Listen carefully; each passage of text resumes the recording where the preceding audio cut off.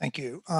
So I'm Dale McKeel. I work with the Durham Chapel Hill Carrboro MPO. I want to thank you for taking the time out of your schedule to attend the local administered projects training.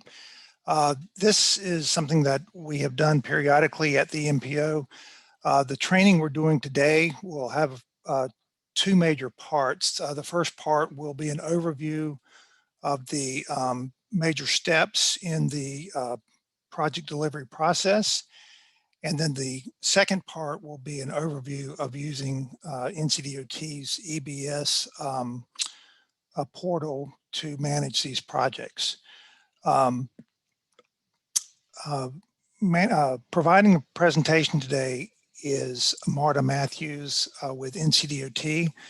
Marta has been doing this work for quite a while. She's the local programs manager at NCDOT. And for those of you who have dealt with Marta, she's very patient and graceful in working with us. And I think if I had her job, I would have pulled all my hair out by now, but she does it very gracefully. And she's joined by Stephen Robinson with Division 7 and Raymond Hayes with Division 5, who do a lot of the reviews for these projects at the division level. Marta is going to share her screen. I think there will be certain parts of the presentation where she will pause for questions. And if you do have a question, please raise your hand and we will call on you for those. And without further ado, I will turn it over to Marta. All right, thank you, Dale. You haven't seen me in a while, so you don't know what the state of my hair is like. But thank you all for joining today. I hope everyone can see my screen.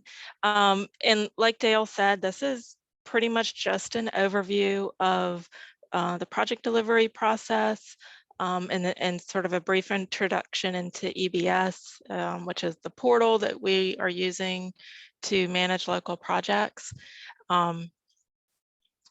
We can go into a whole lot of detail on several of these steps. So my intent is just to give you an overall framework, kind of point out some areas where we see issues that maybe as you are, developing your projects and planning them, you can kind of be thinking about what the issues are going to be further down the road. And also give you the contacts, resources to go to. I'll let Stephen and Raymond jump in if they have any specific things that they want to point out that are issues. And we're going to kind of stop periodically through the presentation so you can ask some questions. Excuse me. So let's see if I can figure out how to advance. There we go. All right, so what I said before, what you'll learn from the presentation, just again, the major steps of administering a federal aid project by a local agency, what resources are available for you, both on the internet and then the staff who's available to assist you. And then we'll talk about the EBS portal and how you'll manage your projects online. So we kind of always start our presentation with some basics about federal aid funding. And the main thing is that this funding is cost reimbursement. You as a local entity incur your cost, you then request reimbursement from DOT, DOT pays you, and then we actually request reimbursement from federal highways. So it's the same process that DOT has to follow with our end project. So we're not requiring you to do anything different from what the state does when we use federal funding. Funding authorization is what we call when we authorize the funding from federal highways, and it's required prior to each phase of work. If you incur costs prior to that authorization, they will not be eligible for reimbursement. You as a local government agency have the responsibility to deliver the project, which means you are entering into consultant contracts, you're buying the right of way, you're relocating the utilities, you're advertising and letting the construction contract. So you're kind of in the driver's seat for delivering these projects. And DOT is in the position of providing oversight to make sure that you're following all the rules and that we can reimburse you once you incur your costs. I also kind of call this sort of a mother may I program. You should always be sort of asking permission from DOT before you move ahead. And it's mainly because we just want to make sure you don't do something that we later find out is not eligible for reimbursement. We're just trying to protect your money as much as possible. All right, so we're going to talk about the major steps of project delivery, and what we have done or kind of created here is a visual to kind of explain the process, and broken it up into sort of two mountains. The first one is the pre-construction mountain. And as you start at the bottom, everything that's bolded is a deliverable. So the agreement, the executed municipal agreement, the environmental document, right-of-way plans, the right-of-way utility and railroad certification, and then the final PS&E package, plans, specifications, and estimate. Those are all deliverables that DOT needs to review and approve before you can move on. The gray items are sort of that process before you can get to those deliverables. And as you look at the authorizations and where they're positioned, so for preliminary engineering authorization, you have to have the agreement executed before we can authorize the PE funds. To authorize right-of-way, we have to have the agreement, the environmental document, and right-of-way plans. So that kind of gives you a schematic of how things work. So starting at the bottom with pre-construction, that's programming the project into the step, and then you just kind of move your way up this mountain. And then once you get to construction, on the previous page, you've gotten all those things, all those deliverables done, and then we can authorize construction, and then you start the process of advertising your construction contract, constructing the project, providing the appropriate oversight, and then the division works with you on the final inspection, project acceptance. You have to do a final reimbursement, and then we issue you a final voucher date once we've closed the project with Federal Highways. So those are kind of the main project overview steps. And what I'm going to do next is go into more of a detailed overview of each of these steps. So before I move on, is there kind of any questions about how I've structured this? This is Raymond, Marta. Just one point of clarification for a statement of the obvious is that the DCHC MPO is in two separate divisions. So the management style and method of the department's oversight within Division 5 may not be the same as you experience, as you hear about in Division 7. Currently in DCHC, I deal with three divisions. Wow. I deal with Durham City and Durham County only.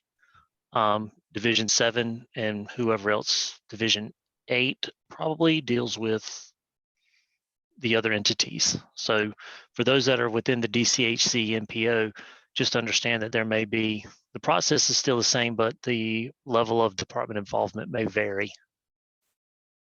Okay, thanks, Raymond. That's a good point. I should have made that at the beginning. So. All right, so basically the first part of this process is getting your project programmed in the STEP and the MTIP. And this occurs once the funding is awarded by the MPO or your project gets selected through prioritization. So a lot of the TAP funding, Transportation Alternatives Program, a lot of that goes through SPOT and prioritization. So you may get a bike PED project that way. But then the DCHC MPO gives out the DA funding from their perspective. So the projects are, once they're awarded, the MPO starts the process of getting those projects into the STIP. So you can't request an agreement until the project is in the STIP. We have a STIP number. That's kind of the basic start of the process. Programming will also include sort of the proposed schedule of authorization of funds by federal fiscal year. Federal fiscal year starts in October. Ends in the end of September. So if your construction funds are programmed in federal fiscal year 23, which actually starts this October 1st, that just means that we would expect to authorize those funds sometime during that federal fiscal year.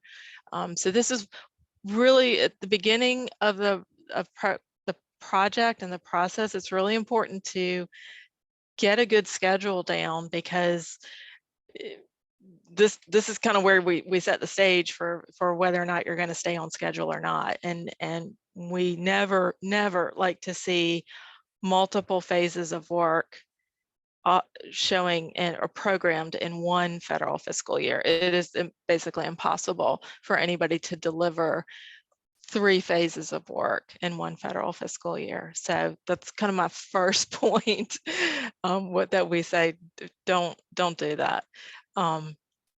Most, you could be successful PE funding in 1 year, right away funding in the next year, and construction in the 3rd year, if that, would be reasonable to start with. So once a project is programmed, Federal Highways also has to review to ensure that the STIP and the MTIP are consistent. And that's sort of a newer process that's happened in the last couple of years. So it can delay getting projects where we see them in the online STIP. Just to get it into the STIP, it's a 2-month process.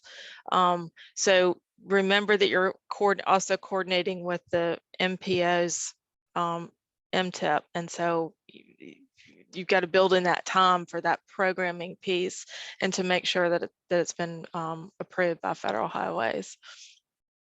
And any changes to your schedule or increases in funding usually result in a STIP amendment. I'm not super knowledgeable about all the different ways that projects get modified in the STIP. So sometimes it doesn't require like a formal approval, but just be aware of that. And again, that will add more time to this process if anything changes.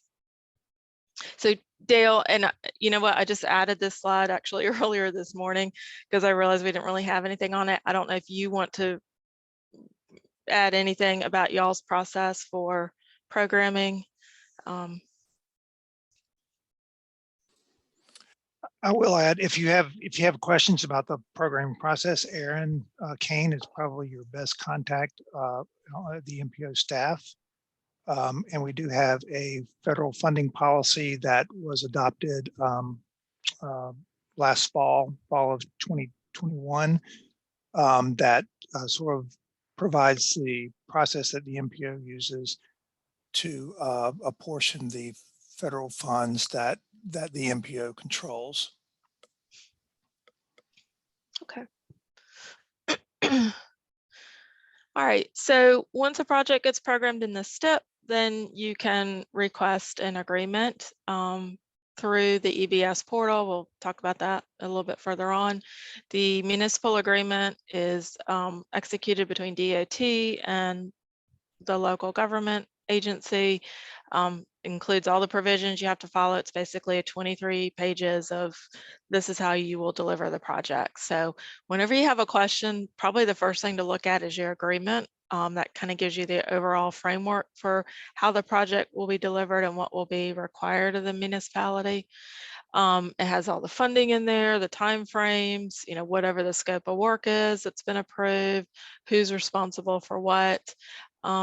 If we need to change anything in that agreement, we need to do a supplemental agreement. What we mostly see supplementals for are additional funding that the MPO has allocated, or if you need an extension of time. We generally say if a project has 2 or more phases approved for funding, we give you basically 5 years from the initial authorization of funds.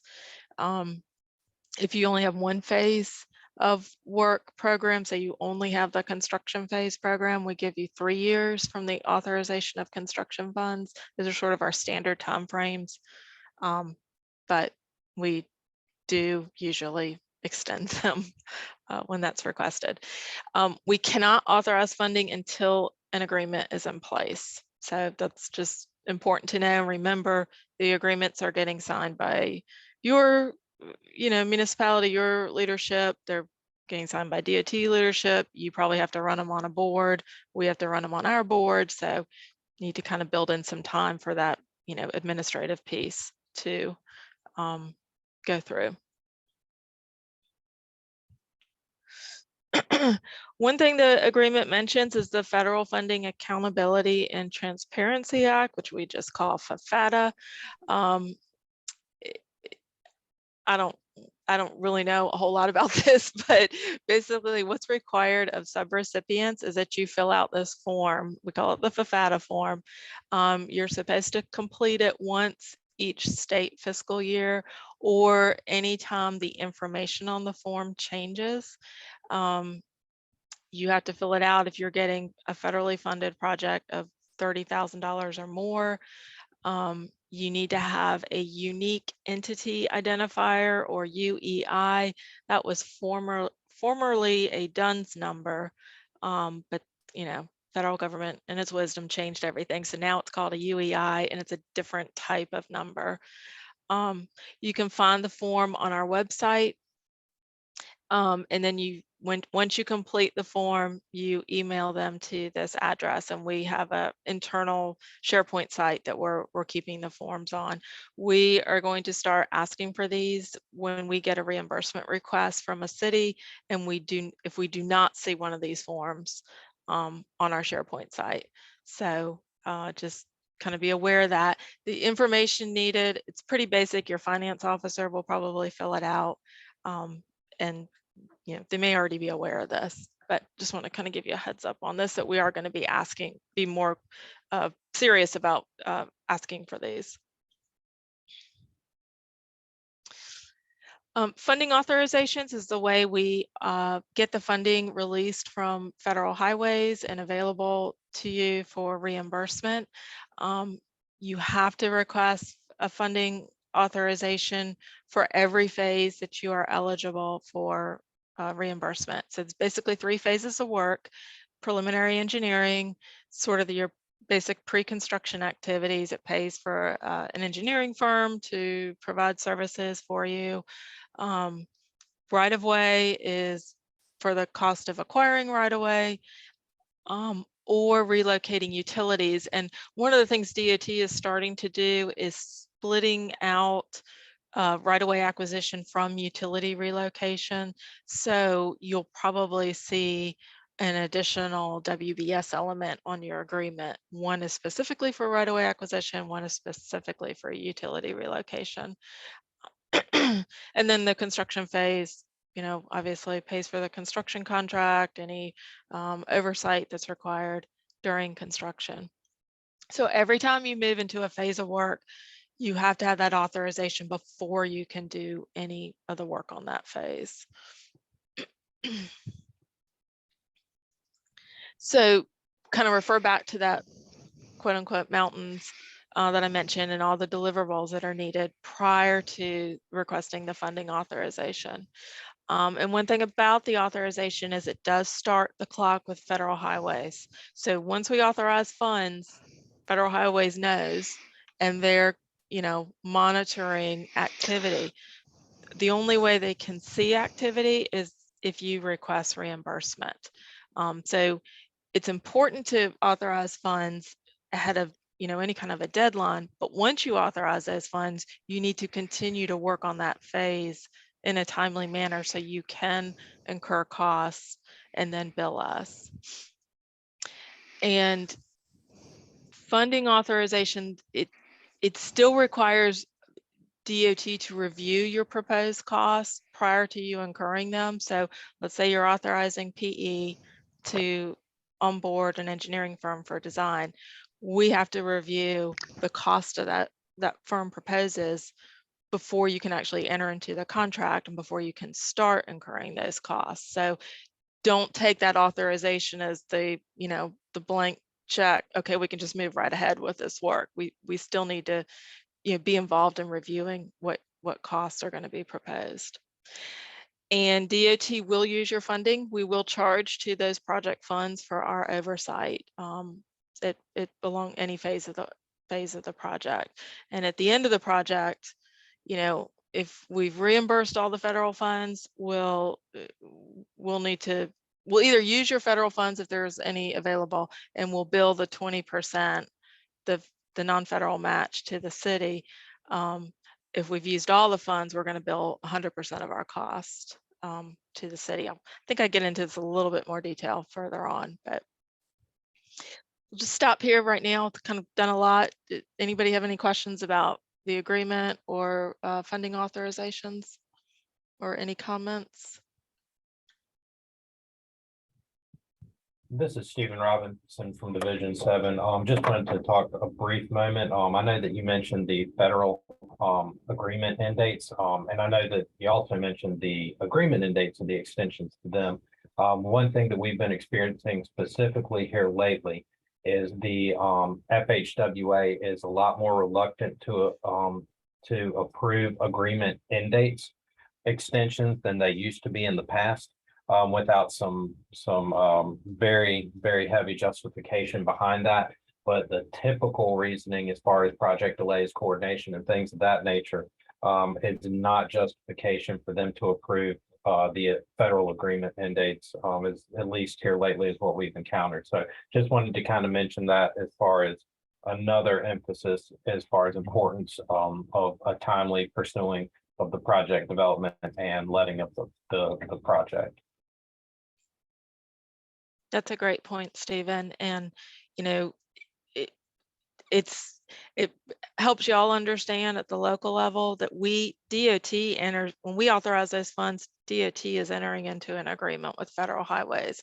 So they're holding us responsible, which is why we then turn around and hold you all responsible for, project delivery and moving things along. We try to establish as initial end dates with Federal Highways, pretty far out, further than the amount of time we give you all.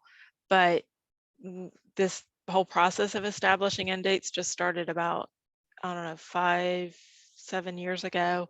So I think our initial end dates were not far enough out, and now we're coming up against them. And so Federal Highways is asking us questions about why we're extending them. So yeah, that's a really good point, Stephen. And this is Raymond. And the other thing to keep in mind is, yes, your federal end date is a specific date, but that date means that you are not permitted to, no one is permitted to submit anything after that date and get reimbursed. So if the municipality submits a municipality can be denied reimbursement by the department if you expect to submit it on the next to last day prior to the federal end date, because that will not leave the department time to put its information together and seek reimbursement. So normally the department tries to stop accepting reimbursements several months prior to the federal end date, because the department needs to be able to get time, have time to assemble its expenses and put together its information for being able to submit for federal reimbursement also.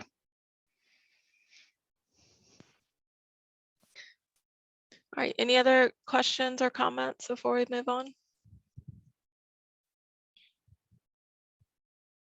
Okay. Okay, so once you authorize PE, kind of the first step in that in project delivery is usually bringing on a professional engineering firm.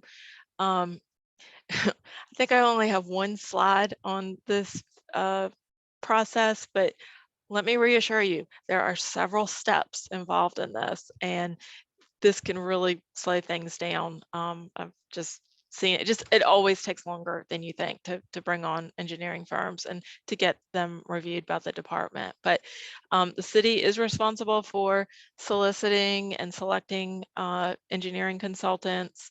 It is a qualifications-based selection process.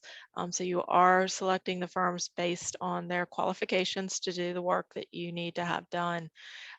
We provide a advertisement template that you can use, which you then list all the work codes, the DOT work codes that you need for the firm to be able to perform. You advertise that, you select a firm, you get concurrence from DOT on selection, then you start negotiating a cost with the firm. And a scope of work. Once you get that, you submit that to DOT for review and approval, and then you develop a contract with the firm, and that contract needs to include appropriate federal contract provisions that address, certain things about performance and copyright and all these different things. So it just takes time to go through that process, and I realize that, on our side, DOT, that process can take a while for review. We are trying to improve that. We've gotten more staff who is able to check the firm's rates online and make sure that what they're submitting lines up with what DOT would approve. One of the things y'all can do on the front end, firm has to be pre-qualified by DOT, but to make sure that they have all their rates, all their personnel loaded into the consultant rate system, which is, an online portal that the consultants get access to and put all their information in. So, because basically all we're doing is checking that consultant rate system against their proposal to make sure that they match up, and then reviewing their direct costs. So, like I said, one slide, but this does take some time to onboard a firm. The environmental documentation must be in conformance with NEPA, which is the National Environmental Policy Act.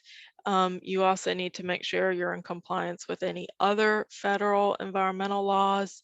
Most of the projects qualify as a categorical exclusion, which is good because it's basically a checklist that your consultant would fill out.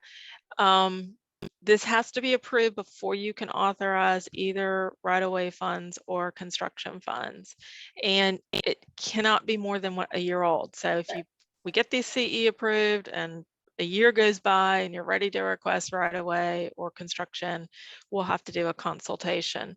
And the same thing I think will have to happen if, let's say you did the CE, a year went by, you did the consultation, then you authorize right-of-way funds, and then another year goes by and you're ready to authorize construction, you'll have to do another consultation.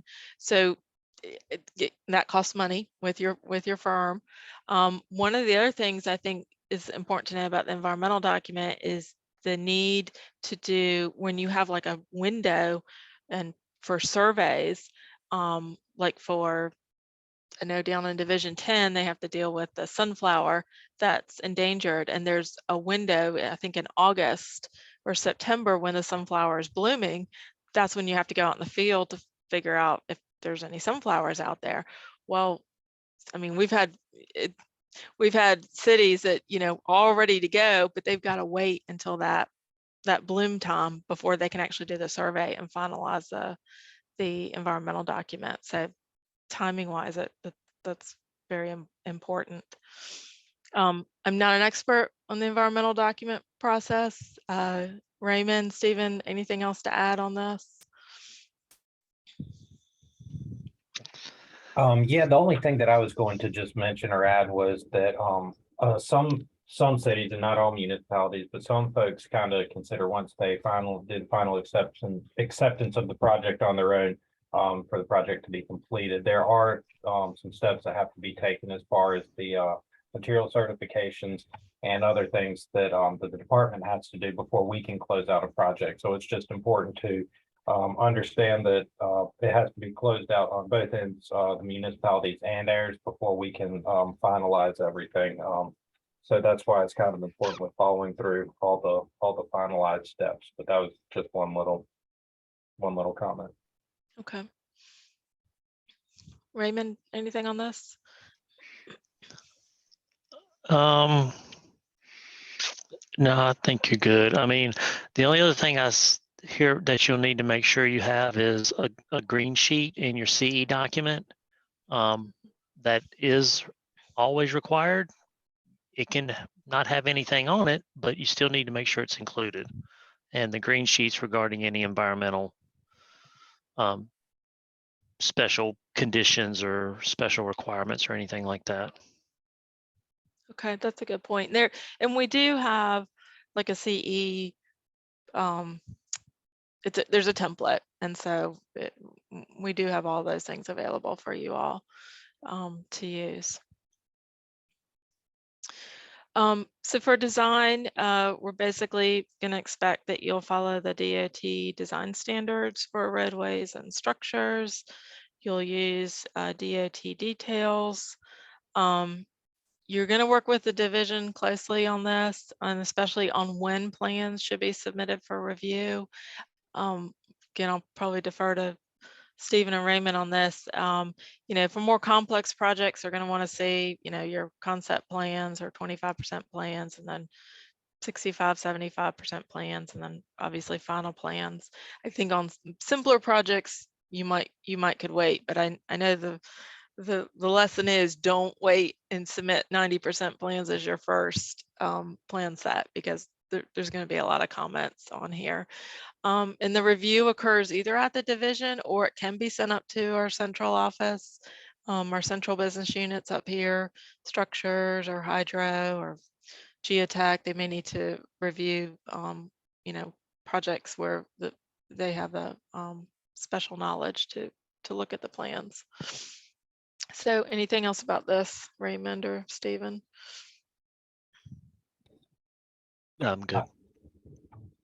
Good. All right. And I don't have anything either. Okay.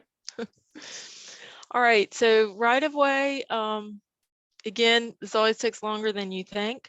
In any kind of right of way, whether you're acquiring it outright or you're just getting an encroachment or some sort of an easement, like a temporary or permanent construction easement, everything must be documented and then certified by DOT.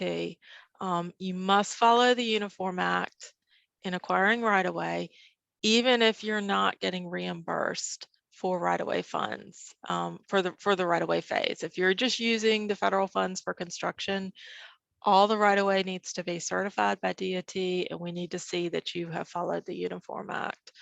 All the appraisals need to be reviewed by DOT. Again, even if right-of-way is not an eligible expense, but we need to review and concur with offers of just compensation. And before you start any of that, if right-of-way is eligible, you must have right-of-way funding authorized prior to starting that acquisition process. All right.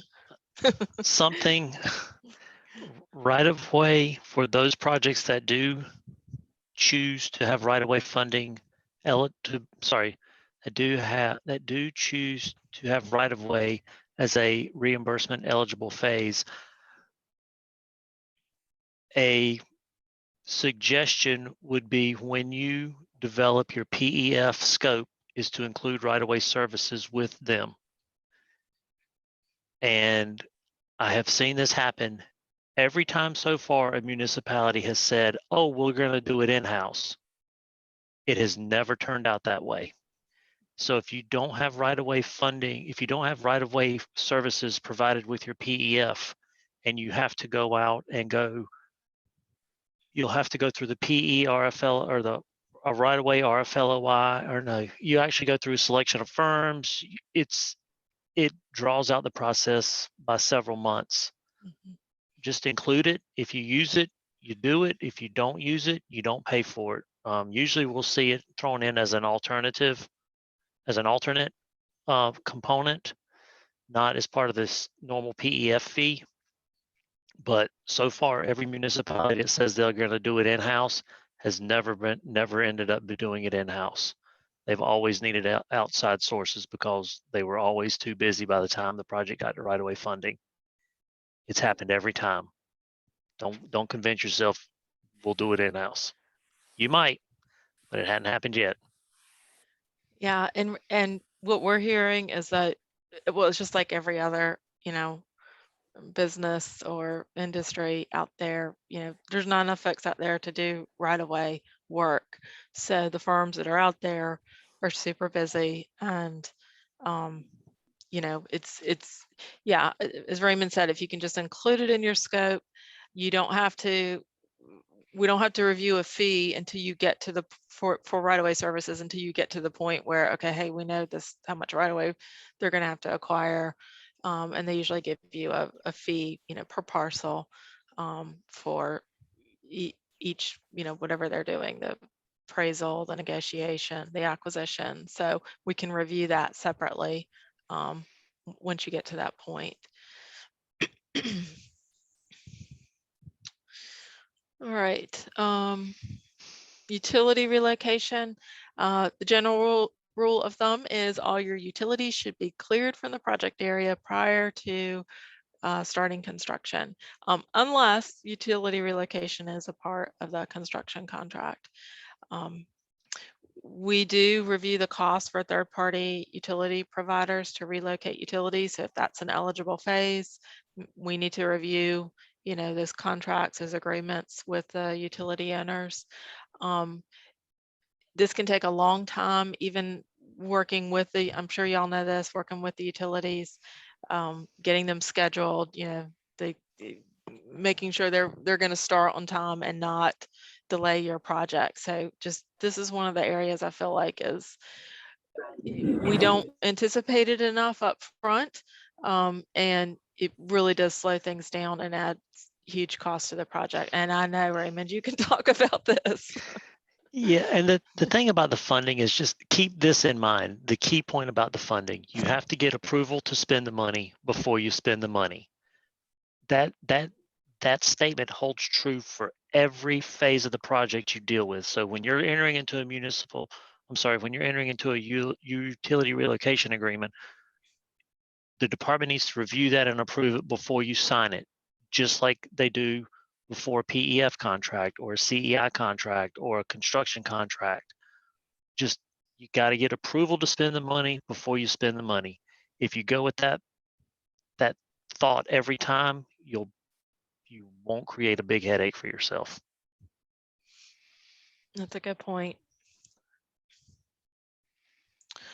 All right, so once you've acquired your right-of-way, moved your utilities, and done that thing like called coordination with the railroad, which is another fun activity, that's when you get the certification.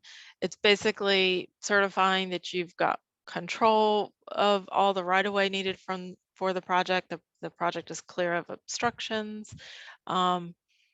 The certificate, there's two certifications now. So we have a right-of-way certification that the division right-of-way agent will provide after they review all your right-of-way acquisition, make sure you follow the Uniform Act, make sure everything's recorded appropriately, and then they'll sign off on that. The utility and the railroad coordination certification is actually provided by the city. You either say there's no utilities or no railroad coordination needed, or we've done the coordination and we've moved everything, or it will occur during the construction phase, and we already have language or provisions in the construction contract to address the utility relocation or railroad work that's going to occur. So that's a local provided certification. We're just checking to make sure that's on file, and that if you do have agreements, that we've reviewed them.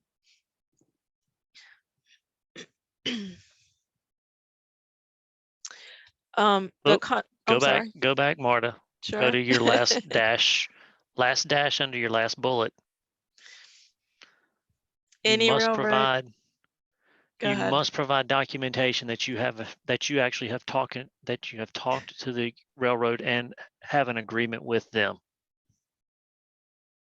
That is a process you should start on the day you start design phase, because it will probably take you the entire design phase to get something out of the railroad. So if we don't see if you can't provide proof of an agreement for any proposed work within the railroad right of way, we're not going to authorize you to move forward on your job, because the railroad's just going to shut you down. So that is very critical to get your encroachment agreement, construction agreement, whatever agreement you need from them, you got to get it. And that needs to be part of your utility railroad certification documentation. And that's a good point. So before we move into the construction contract, does anybody have questions about kind of what we've gone over so far?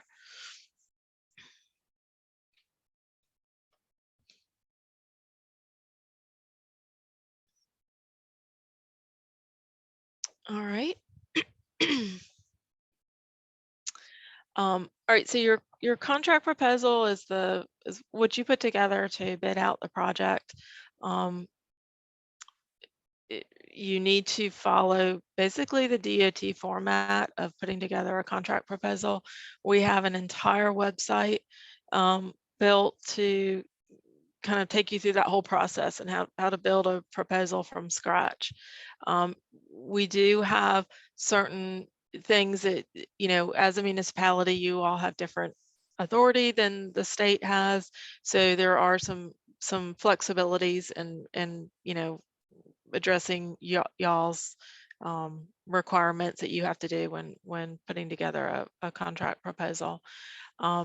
But you do have certain federal provisions that have to be included in the contract. You'll put together an engineer's estimate, which will have all the line items referenced, and that's what we'll use to set a goal for disadvantaged business enterprise firms, or DBE firms, which is the term used at the federal level. And DOT will review this. If your project is expected to be over $2 million, we'll probably have it reviewed by our central contracts office, because if the low bid is more than 2.5 million, the central office does have to concur an award, and so they want to see that proposal before it actually goes out for bid. If it's, you know, $2 to $2.5 million.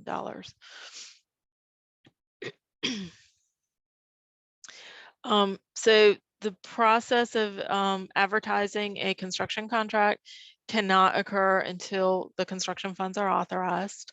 That is, if you don't remember anything else, that's the most important thing to remember, because that is written in the Code of Federal Regulations that you cannot advertise until you have those funds authorized. DOT has to review and concur with your proposal to award the construction contract. So, you know, you all get your bids in, you review them, make sure they're responsible and responsive, check the DBE goals.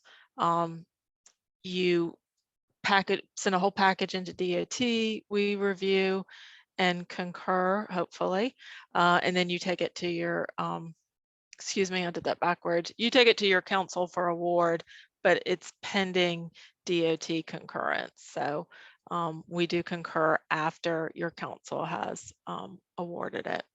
We have all sorts of template letters and forms to use when requesting concurrence and award.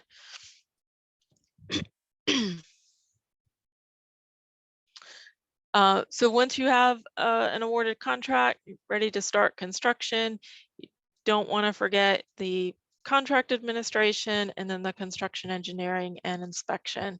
Y'all will provide that usually with a professional engineering firm. You need to be following the DOT construction manual. If you hire an engineering firm to provide CEI services, you have to go through a qualifications-based selection process, just like we talked about on the PE side. DOT will provide oversight but it won't be, you know, usually not every single day. I don't think. Raymond, Stephen, y'all will have to comment on that. So you're relying on your engineering firm to do the day-to-day oversight. And then we have to concur with your acceptance of the project from the contractor before you can submit a final reimbursement. And just in the last year, couple years ago, we kind of put together a whole closeout process document, and it's on our website. So I think, Raymond, I think you provide that when you actually are at the pre-construction meeting. Is that right? I do. I believe I do. And then after the final inspection, I also do a final estimate process meeting to go through the steps of assembling a final estimate. Anything you or Stephen want to add about the construction process and oversight? One thing to keep in mind, like I said earlier, DCHC is in 3 different divisions. In Division 5, for example, the division has decided to put all the responsibility of the oversight for construction, administration, and engineering and inspection on the municipality. So Division 5 relies on the municipality to do that. The department provides its mandated oversight regarding items that require department approval during the construction phase, and also to provide technical assistance and guidance as needed to help make sure the specs and standards are followed. You can go to the other extreme where the division will take the project from the municipality and it will be managed directly straight out of a resident engineer's office, just like it was a regular DOT project. So you can be on the one extreme where it's the complete division managed through the resident's office, or it's completely LGA managed with minimal oversight being provided by someone within the division. I provide the division oversight for Division 5. As Marta stated, you could have oversight provided by a resident engineer's office that provides intermittent site visits if necessary, or some variation in between. That's the division's call for that in that instance. Mm-hmm. And this is Stephen. We're going to be taking a similar approach. We're mainly going to just provide oversight, but just as Raymond said, we will and can provide some technical assistance if needed. Okay, that's, yeah, and I'm thinking, you know, 5 and 7 are fairly urban divisions and really don't have, there's just too many local projects to provide direct CEI. I think, you know, some of the more rural divisions are doing that, but it's, yeah, there's just not enough resources on DOT side to provide that. All right, reimbursement, that's the exciting part when you actually get your money back. Now, reimbursement can occur throughout the project. So don't think you have to spend all your own money up front and then wait till the very end to ask us for reimbursement. Remember, when we authorize funds, that starts the clock with federal highways. The only way they see activity is through the reimbursement process. So as you incur costs after authorization, you can submit to DOT. We usually, most of our agreements are 80% federal reimbursement. So you show you pay 100%, we'll reimburse you 80%. And that way we see that you've, you know, provided the non-federal match. Some of the agreements, the reimbursement percentage may be a little different. I do know we've done some agreements recently, I think for Durham, Hillsborough, where some of the COVID relief funds have been used, and those are available at 100% reimbursement. But you'll just refer to your municipal agreement to see what the federal share is. And then final reimbursement will not occur until the project is complete, accepted by DOT, and everything's, you know, been done. And then let's see if I've got it here. Yeah. So once we do a final reimbursement, ensure you have all the appropriate records. We will also calculate any costs that the local owes DOT. And again, like I mentioned earlier, these are costs that we're charging directly to your funding. So when we authorize funding, you know, Raymond or Stephen or staff in either on any of those divisions or in our central office will charge to the project. And at the end of the project, we figure out, okay, how much were the DOT charges? The local is always responsible for the non-federal share of the DOT charges. So that's a given. If our agreement says you're responsible for 20%, then you're going to have to pay us 20% of DOT charges. But that's only if we can have used your federal funds to take care of that 80% of the DOT charges. And if we've reimbursed all the funding to you, like I said, we're gonna bill you for 100% of the DOT charges.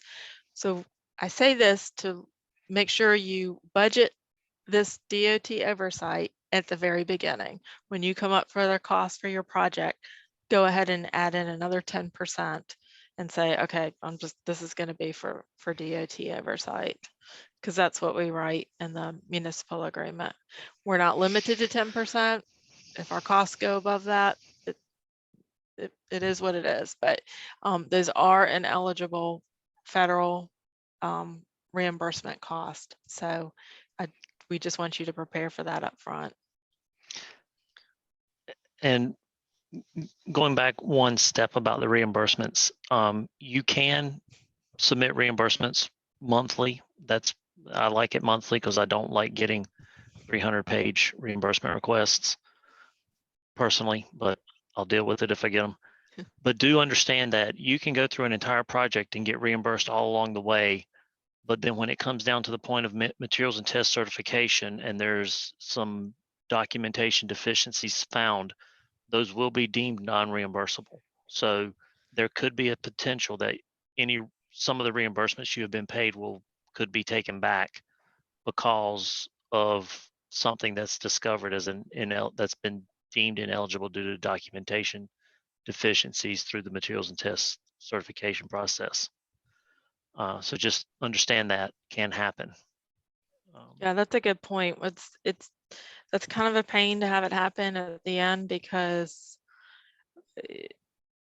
calculating all that gets very complicated. And then you may have other costs that you didn't bill us for because you thought you were out of federal funds that then you could turn around and bill us for that are eligible. Yes. So it's good to try to get those materials, make sure that they are done correctly in the first place, so we don't find these errors.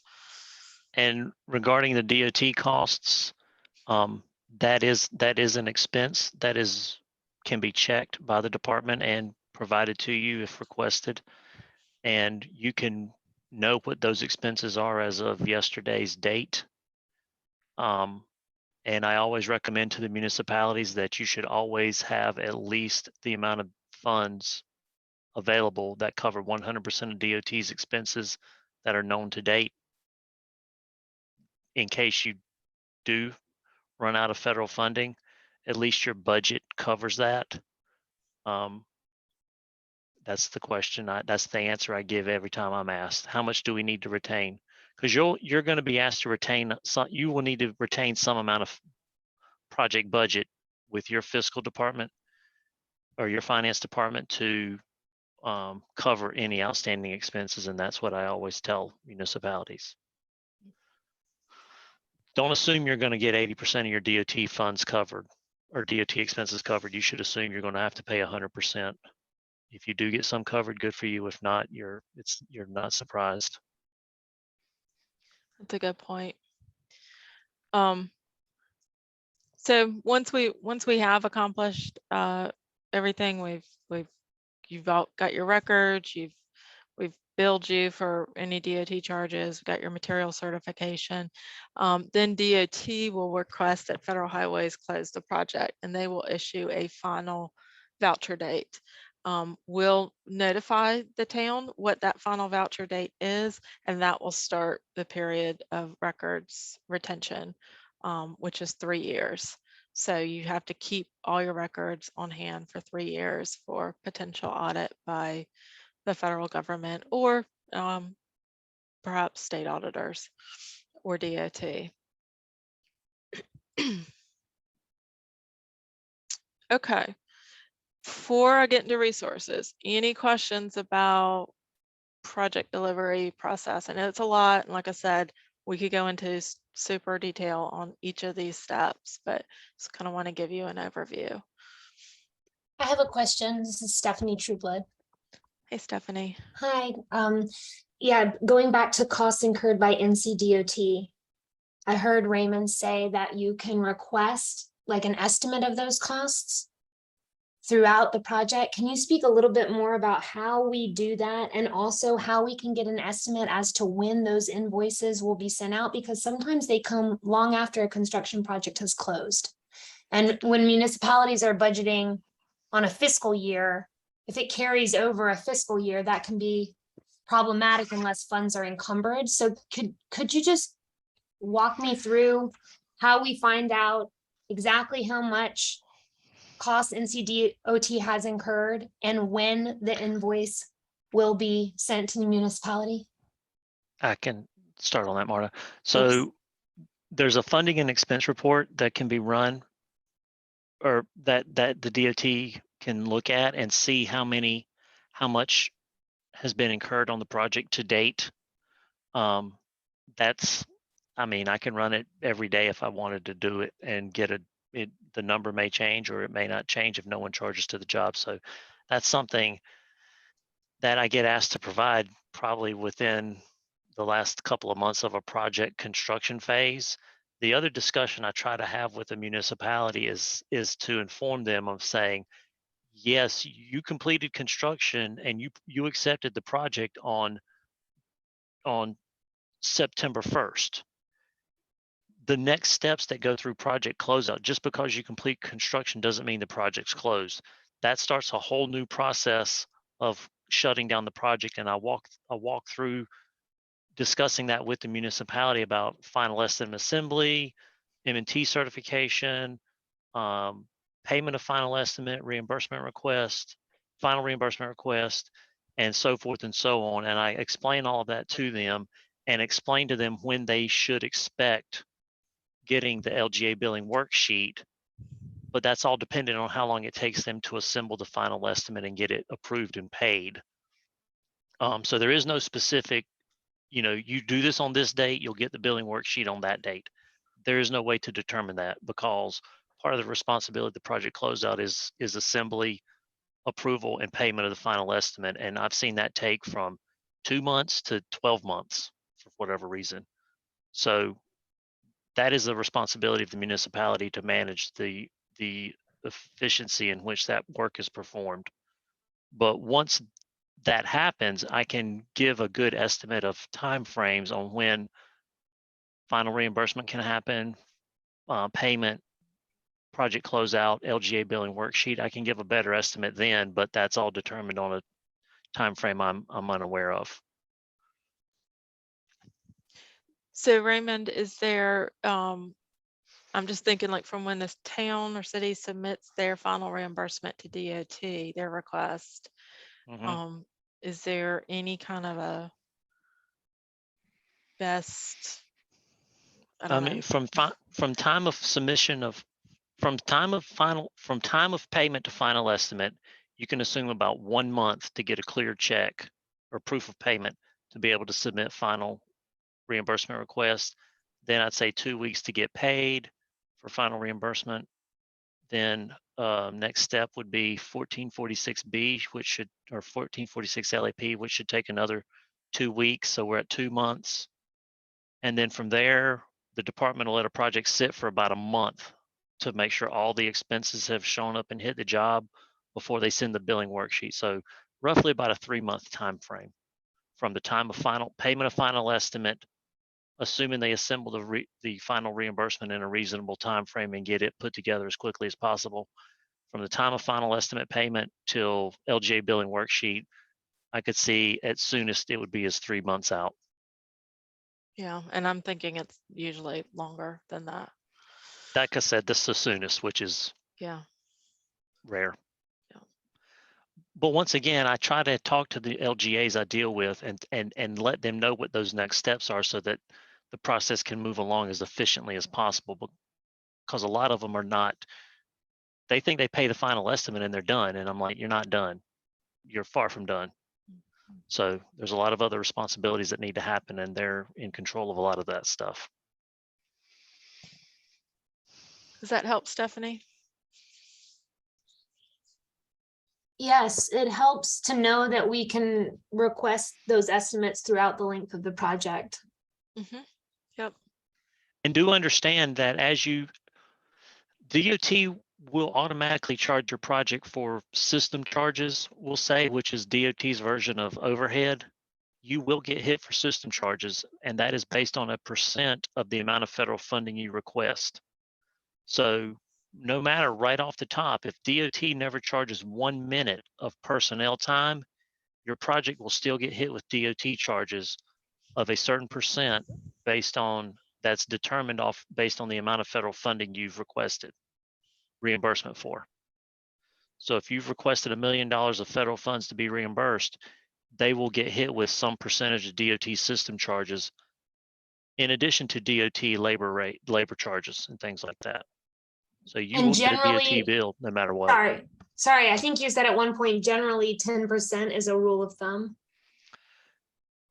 Well, that's what we have in our agreement, but that it's just to give you a heads up. Hey, I need to realize that some of this money is going to go to DOT, but whatever we charge, whatever that percentage is overall, I mean, that's what you get Yeah. billed for. And keep in mind, from Division 5's perspective, we probably are the lowest hit rate on a project because my time is very minimal involvement in the project. If a resident engineer's office takes over the project and runs the project for CEI, that is going to be a huge expense onto your project budget that you will be responsible for. Division 5 doesn't do that, but other divisions may. And so when it comes to a percentage of DOT's expenses relative to lap projects in Division 5, we're not near 10%, but that's only unique to Division 5 due to our management oversight responsibility. If a resident engineer is running your job, you hope it's only 10%. And this is Stephen in Division 7. That's kind of the same way. We only have resident offices administer the project under special circumstances, or if it is requested by the LGA for us to, or for a resident's office to administer it.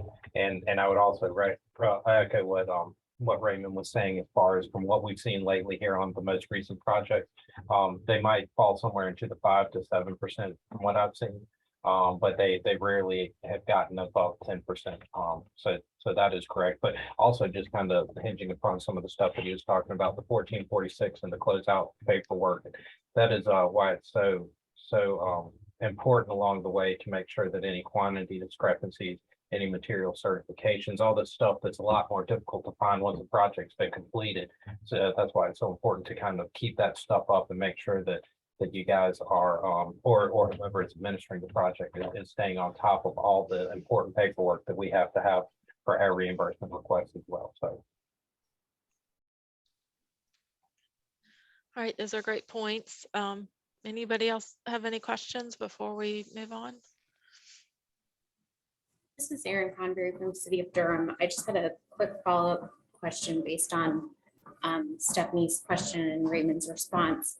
Raymond, when you say you run those, or you can run those reports at any time, do those include both the labor cost, direct labor costs you mentioned, as well as that overhead that you mentioned, or is the Correct. overhead something that comes later?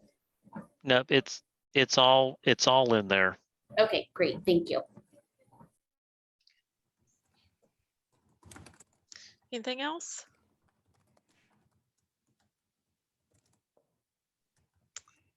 All right, so let's move on. All Right, so just to kind of highlight some of the resources that are available to you, on our Connect site, we have a lot of information. You know, if you have Connect bookmark, just go to local governments and then down to local projects, and you'll see our site. This is the full address here. Forms and templates here on the right hand side. Let's see. Yeah. We have a link to EBS and actually this presentation that I've given today, I've put it on our website. I put it on last week, so the screenshot doesn't show it, but so this will be available. The presentation will be available to you to refer back to.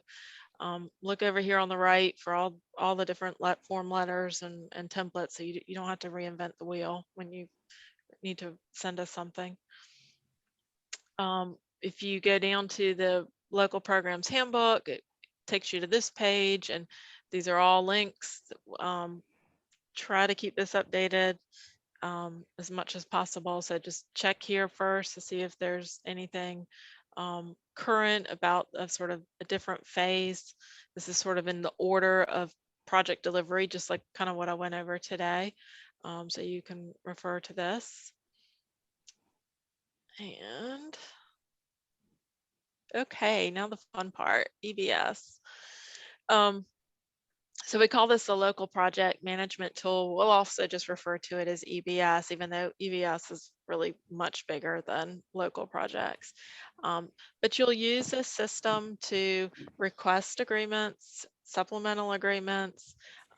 This is how you'll submit documents for review by DOT. This is how you will request funding authorization for each phase of work. And this is how you'll submit your reimbursement request. So your first step to getting access to local projects and EBS is filling out this form, getting a username and a password so that you can log into EBS and look at projects. Some of you may already have access to EBS for another program. For example, if you work with the Powell Bill program, maybe you've done work with Governor's Highway Safety Program grants. So, but they have their own authorization forms. If you need to do a local project, you need to fill out our form. But if you already have access, just tell us what your username is, so that way we can tell our security team to just add access to local projects. But this form, again, it's on our website. There's a special email to send it to, LPMO. Make sure you don't transpose the P and the M. I see people do that a lot when they're sending these and can't figure out why they've never heard from us. Fill out the information here. If you already have a username, put it in here. If you don't, skip that, but you must put in your secure 8-digit number. So if you're a new user, you have to create this 8-digit number. They usually recommend the last 4 digits of your social security number and your birthday. We keep those on file, so if you forget them and you get locked out of the system, they'll reset your login, but you'll need this 8-digit number to kind of reset your password. So if you forget it, reach out to us and we'll give it to you. And then these are the different access points. You know, these are the different roles you can have. We're going to recommend that you just check them all. If you're going to do any, just check them all. If you are a person that only needs to display or view everything, if you do not need to submit documents, then just check, just check the display option. We've found out it's very difficult to have like mixed roles, like you only need to submit a reimbursement request. And I think I'm going to change this form so that you basically have 2 choices. You either get all the choices or you have display. I think that will be the simplest. All right, so once you get into EBS, this is sort of your login screen, and note right down here, it's got login help. If you click on that, it'll give you the email address to the help desk. I think they are only accepting emails, but that'll help you if you do have any problems with logging in. Once you log in, you might see two different tiles. These both take you to the same place. Don't worry if they say different names on there. You should get to the same place. And then once you're logged in and you've clicked on your tile, this is the menu that you would see if you have all the roles checked on that form. So basically the first three options deal with the application. Then you have the viewing the agreement, submitting documents, displaying documents that you've already submitted, excuse me, a couple items for change request, and then 3 items for claims. So your first step when you are getting ready to request an agreement is to select new agreement application. And once you do that, as soon as this window comes up, just click search. You don't need to put in anything in program ID. Once you click search, it should bring up this application form. So this is exactly what it'll say, LPMO application BSP. And once you click on that form, it'll open this PDF form that you fill out. So everything in blue is something that you would fill out. Contact information. We need to know the TIP number for your project. We need to know what phases of work have been approved by the MPO. You'll select the year that it was programmed in the STIP, check the appropriate boxes. You'll need to give us the funding source, how much federal funding you've gotten, what the match is, what the percentages are. Of course, we're going to check all this, and if we see anything, a discrepancy with what's been programmed in this step, or we're going to go back to you and question you about it. You're also going to have to give us some delivery dates down here, and eventually the division will review those and approve them. So once you fill out this form, you'll submit it and we'll review. And so the application will either be returned if we need changes made in it, what needs to be corrected. We might reject it if the project is not programmed in the step. We might say, okay, you can't request an agreement now. We're going to reject this, hold off until you get the project programmed, and then come back and submit an application. Or if it's like way out. I mean, I did see a request come in and the first year funding was like, I don't know, 2026. I said, no, we're not doing an agreement now. So many things could change by then. And then if it's approved, that means we've kind of moved it on to the next step. We've sent it to the division. They're going to review it. And then once they have reviewed it, it comes back to our office and we prepare an agreement for you. So let me just go back here real quick. The agreement is sent out now. We used to send it out by mail. Now we are sending out agreements by DocuSign. So you'll get 2 notifications. You'll get an approval from EBS that will say the department has prepared the agreement and is sending it out via DocuSign. And you will also get an email from DocuSign that says, here's your agreement. Here's how you need to identify the folks who are going to sign it and then route it to them. When you all get that DocuSign email, you don't have to move it forward right then. Just leave it in your inbox. If y'all are not ready to sign it, you can download the agreement from the DocuSign email. You can print it out. You can route it around your city for approval. And when you are ready to sign, the DocuSign email will tell you, please enter the names and emails of your authorized signer and your finance officer. Those are the 2 people that we need to have sign the agreement. If your city cannot use DocuSign for whatever reason, then print out the agreement, sign in ink, and mail it back to us. We need to have original signatures if you're going to sign in ink.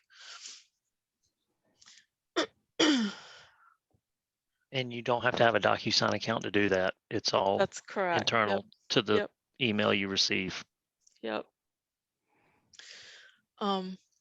So once you have an agreement executed, what we then do is take that application and we convert it to an agreement. So once you have, for that project, once you have your agreement signed, you do not need to go back into these application menu items for that project. So just want to make it clear, because it's a lot of people I'd see come back and they go into view agreement application and they attach things to it, and we've moved on to the agreement and we're away from the application. So make sure once you have it executed, you're going to have an approved agreement in here. So this is the menu item you're going to want to select. Once you get to the screen, you can put in your TIP number. If you don't have but 1 or 2 projects, you could just hit search, because those are the only projects that will show up in this list. Someone like Durham, you probably want to put in your TIP number because you have a lot of projects in here already. In this example, I was logged in as someone from the city of Charlotte. So yeah, they already have 10 agreements in here at the time I did this screenshot. So they would probably be better off putting in their TIP number and finding the right agreement. So once you open up the main agreement page, this is kind of how it's structured. You have an overview here, kind of tells you what the project name is, who the local contact is, who the employee responsible at DOT is. Over here, this is the funding amount that was approved and has been authorized to date. This is how much the city has requested to be reimbursed, and this is how much has been reimbursed. It's been cleared. So this is a really good way to kind of keep track of how much funding has been, reimbursed to date. And that's just federal funds. That's not Correct. Yep. the local stuff either. It's just federal money. Yep. Everything you see, all the funding you see in here, this is just the federal amount. So this probably represents, 80% of whatever the total amount is. The next section shows the phases of work. So this project had right of way and construction. These are the amounts authorized on each phase. On right of way, they've requested reimbursement. This is how much is left. Construction, they had not requested any reimbursement yet. So they still had the full amount remaining. Oh, sorry. Transaction history is helpful. This is where you can go back and see everything that you've submitted on the project. I know Raymond is glad to show you all how to set up your view. So it's kind of easy to find things. You can go in here to the wrench on each section and personalize it. And once you personalize it here on one project, it gets carried over to all the projects. So that you log into. So that's really helpful when you want to kind of play around with that. Raymond, did you want to add anything? And I mean, myself and Marta and those that are heavy users in the system have organized this in a format that is significantly more user friendly. A lot of the information the way we organize a lot of it is oldest information at the bottom, newest at the top, and that way, when you look at those sections regarding transaction history and also attachments, they are sort of in chronological order of how the project progresses through the process, and that helps you determine where your project's at and what your next steps are based on where you're currently sitting. So it helps a lot to organize that view and put it in a format that is very user friendly. So when you're ready to submit documents, at the top of that agreement overview page, you'll see a link that says submit documents. So you'll click there. It'll open up a new window, and there'll be a drop down called document type. And this just shows you a few of the types on the next screen, and I'll show you all of the different names we have different document types that we have created. So identify whatever the document is that you're submitting. Then go down here to the attachment section. You can either click on new attachment and it will open up a separate dialog window, or you can choose files and it'll take you to your computer and then you'll upload. You can also drag and drop from your computer, which is really nice. I like that a whole lot. So I think this next screen shows you what you see if you just hit new attachment. Yeah, it'll tell you, okay, well, where's this attachment? Go browse on your hard drive and find it. And then you can name it and then you hit attach. And I think this, again, the screenshot was done before we changed it. Let me go back. But oh no, here it is. Notes. There's a notes section for you to use. So if you want to just give us a little more information about what you're submitting, put it in the notes section so we can kind of see what's going on here. That is helpful. And then once you attached it, go back here, make sure you hit submit. I see a lot of folks who they create the whole document, they attach it, and then they just save and they never go in and submit it. And so it's just sort of sitting there as either open or in process. So we don't get it in our workflow until you submit it.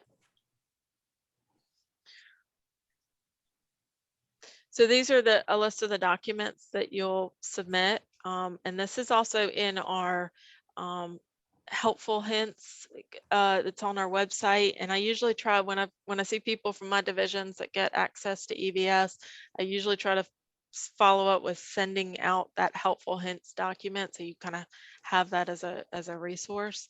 But this sort of gives you a list of what that document type is and what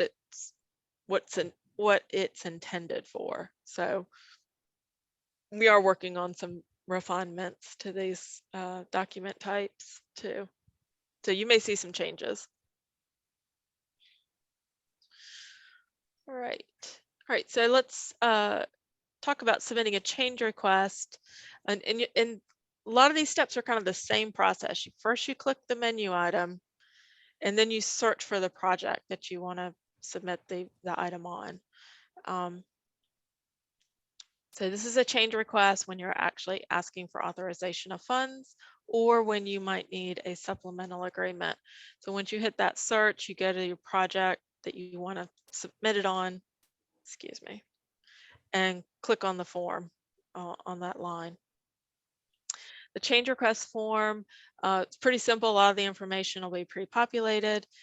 You come down here to reason or purpose, and so you're either requesting for fund authorization or to move funds from, say, like PE down to the right-of-way phase. Maybe you didn't use all the PE funds, whatever's left you want to move to right-of-way. You can make that request here, or you're requesting a supplemental agreement. In this example, you're requesting for fund authorization. If you were requesting a supplemental agreement, the table would not be available to fill out. And in this box, you need to tell us what the supplemental agreement is for. I need an agreement for more time. My new completion date needs to be X, or we got more money from the MPO. This is how much money we got. You need to give us the details about what the agreement is for. If you're asking for authorization, though, the table will be open. It'll give you, the blue fields are the ones you fill out. So that tells you what's available to complete. So put your numbers in here, check the box, sign it, and then click submit. All right, same thing for the reimbursement request. You come to your menu, put in your TIP number, do a search, open the form. Again, a lot of this is pre-populated based on your vendor number. Fill out everything in blue. Y'all probably heard this already. Your invoice number needs to be a unique number. Can't be number 1, number 2, number 3. If you as a city do not generate an invoice from your accounts receivable system, then we ask that you use the date of your cover letter in year, month, and day format, so that there is a unique number on there. Our accounts payable folks will send this back in a heartbeat if this is not right. You can't put any hyphens or slashes or spaces in there. Yeah, so just be mindful of that when you're filling out the invoice form. And again, you'll fill out the table, what your expenses were that period. Anything that was ineligible will be subtracted out. Here will be your eligible expenses. Based on your municipal agreement, you'll put in the percentage reimbursement that you're asking for. Check the box, sign it, and submit.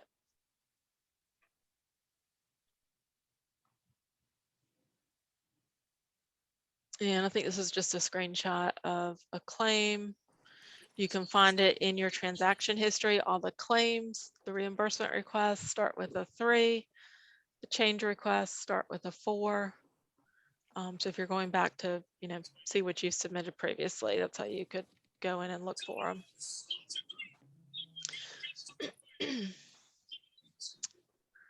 All right, some helpful hints for using the portal. Do not use Internet Explorer. I think we all know that that's not being updated anymore. When we started off with the portal, we said always use Internet Explorer. So we've done a complete 180. You need to use Edge or Chrome now. If you forget your password, notify the help desk. They'll reset your account. The system does time out quickly. So if you're in one of those forms, like the application form, just be prepared to try to move through it quickly, maybe have all your information ready. It doesn't warn you when it's getting ready to time out. You might go in there, take a phone call, come back to the form, you continue to fill it out, and you think, oh, this is great, and you go to submit and it says, oh, I've timed out, and you lost all the work. So just kind of keep that in mind. You will get notified by the system by an email. So when I return something to you, when Raymond or Stephen return something, you'll get an email saying this has been returned. You'll also get an email when it's been approved. If you're not getting these emails, check your spam or your junk folder. All the emails should have the tip number so you can figure out which project this is that you've gotten an email on. And like I mentioned before, use that wrench symbol to kind of personalize each section for viewing. Some of that information you may not need to see on your screen. So, play around with it and get it to where it helps you and it's not a hindrance. All right, so before I kind of finish up, any questions about EBS?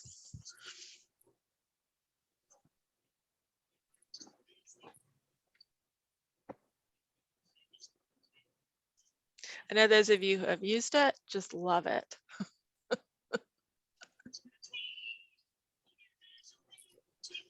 It is not the most user-friendly system, I will tell you that.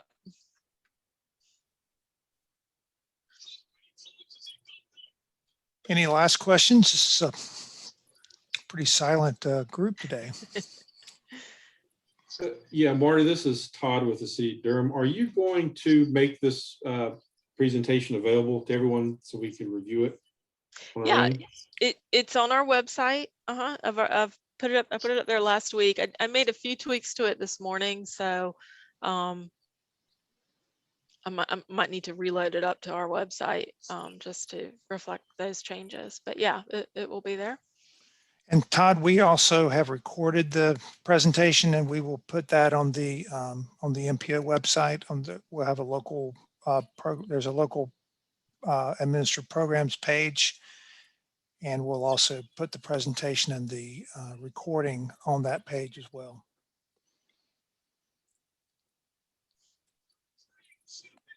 All right, so this is my contact information. I've also put up Madeline's contact information. She works in divisions 8 through 14.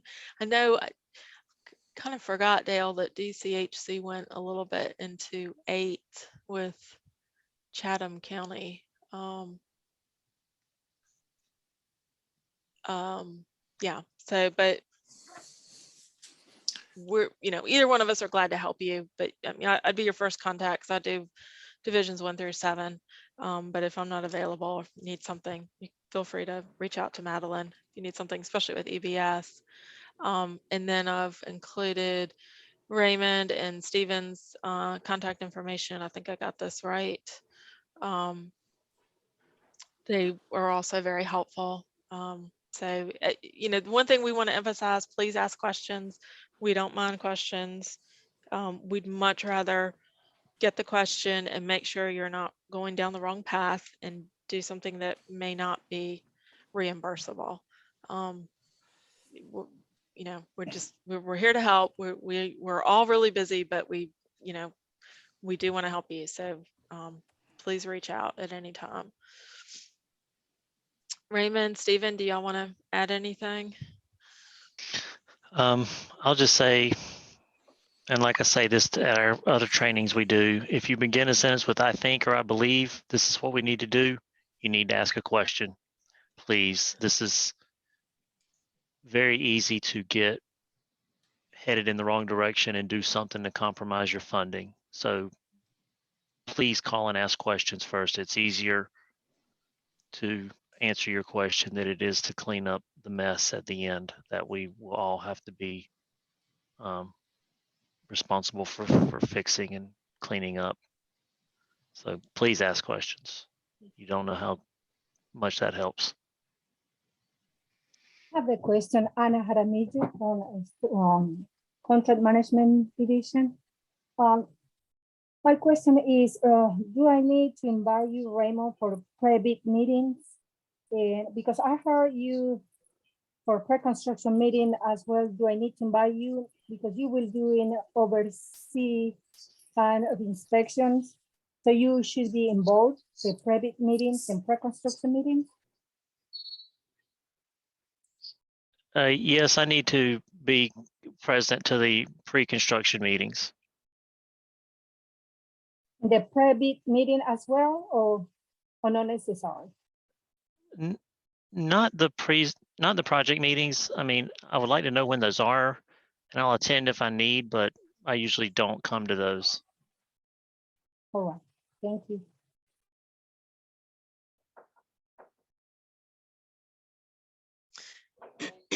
Is there anything else?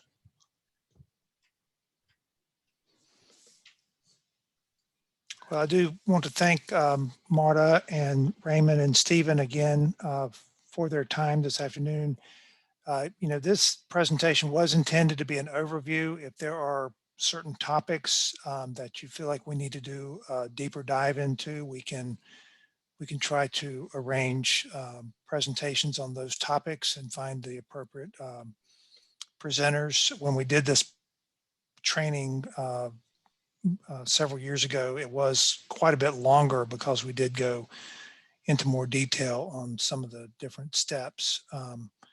But we would appreciate your feedback on this training and any other information that would be helpful to move these projects along and to make us make your jobs successful in completing these projects and going through this process. And I'll add something to what Dale said. Dale's right. This is for 2 hours. This is a very, very broad overview. This program there's a lot of intricacies to the system and to the program and how to maneuver your way through it. So yes, this is a good overview. This is not by any means a complete, thorough explanation of the system and the process and the program. So please, there's a lot more to know and understand that if you ask the questions, we will gladly talk to you about it, because Marta and I still talk about it constantly. And if y'all have suggestions, both Raymond and Stephen, I think you are, I can't remember now, we're on a work group with DOT. Dale, I think you're on that work group about local project delivery and improving local project delivery. So you know, if y'all have suggestions, you know, or things that you're running into, we all know it's important. It's an issue that our first floor, they want to see better project delivery, and we're just, you know, trying to figure out what can we do to improve that. You know, some things we have to follow because of the federal regulations, but maybe there's some, you know, some flexibility. But like Raymond said, it's complicated. Anytime you're dealing with federal funds, and we just want to make sure that we're giving you the right advice and not letting you get too far down the path, the wrong direction. Yeah, and I'll tell you, like I said, I meet with the municipalities constantly about how to maneuver through the program and what they need to do and how to guide them through it and help them make sure they're doing everything correctly, because the whole point is to get the project built and get you reimbursed. No one gets paid a bonus for not spending the money. Federal Highways expectation is the money will be spent and you will do whatever you need to do to justifiably reimburse them for everything they are justifiably owed. We are not expected to return any money to the program. Federal Highway will not tolerate that. So they want it spent, and they want it spent right. And that's what we're here to do and help. Yeah, and this is Stephen. I know a lot of our municipalities have had a lot of turnover here lately, specifically with folks that have been integral to the submittals and things of that nature. And then I myself am new to this position and the LAP program. So while I'm familiar with construction, it's still very, very different than what we typically do in our construction office. So just echoing what's been said, but please feel free to reach out and talk to us. You know, if the money's been spent and things are after the fact, we have a little bit less flexibility with helping out. And just to make sure that we're on the same page, communication is just very important to make sure that there's a firm understanding of what is participating, what's non-participating, what things can be paid for, and things of that nature. So it's much easier to clear up on the front end than it is to try to clean it up at the end and try to make a round peg fit in a square hole at the end. So like I said, if there's anything that you're waiting on Division 7 for, or things seem to be taking longer than they should have, just please feel free to reach out to us so we can double check, make sure nothing slid through the cracks, because we desire a timely project development and delivery along with you guys. So like I said, we are here to help. So please don't hesitate to reach out to us if you have any questions or comments.